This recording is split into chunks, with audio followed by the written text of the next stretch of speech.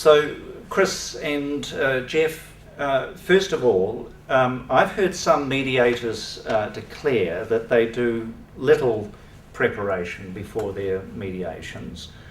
They say that it's best to come into mediations without any preconceptions and to have a mind uncluttered by information. What do you think of that? How important, in fact, is it that mediators prepare for mediation? First of all, you, Chris. Right, thanks, Nigel.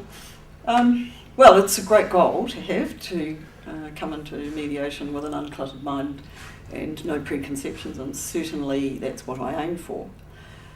I don't think that appropriate preparation is mutually exclusive with that goal. You can have both, and I certainly aim for that. I think the key issue is that we must be aware that none of us is neutral, and that obviously we are aiming for impartiality, but we all come into this process with our own worldview and with, I wouldn't call them preconceptions, but some baggage, actually, some of us have. And we just need to be aware of that. Appropriate preparation for me certainly leads to better outcomes. That's my experience. It creates less stress for me, and if I'm less stressed, then probably the parties are as well, and that enables things to move along much easier. That's my experience. Great. Thanks very much, Chris. So, Geoff.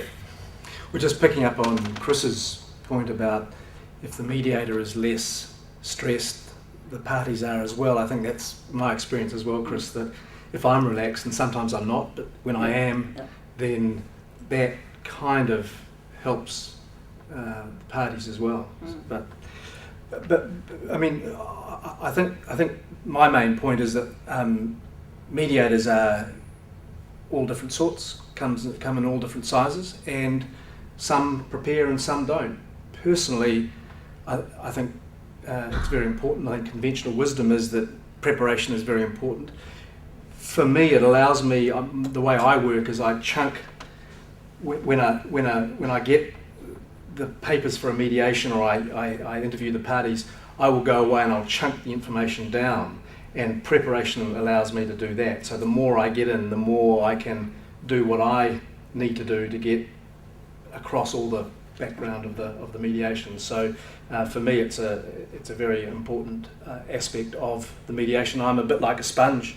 In the days before a mediation, I'll absorb anything that the parties and their lawyers want to give me. Good. Thanks, Geoff. So, what then are the objectives of preparation? So, by the time you're sitting down at the mediation table, perhaps nervously, perhaps not, and are just about to give your opening statement, what is it that you hoped by that stage to have achieved by way of preparation? First of all, you, Geoff. Well, I suppose at the top level, my aim is to be across the background. That's different from being, donkey deep in the detail. I don't think that helps anyone if a mediator's what I call in the engine room.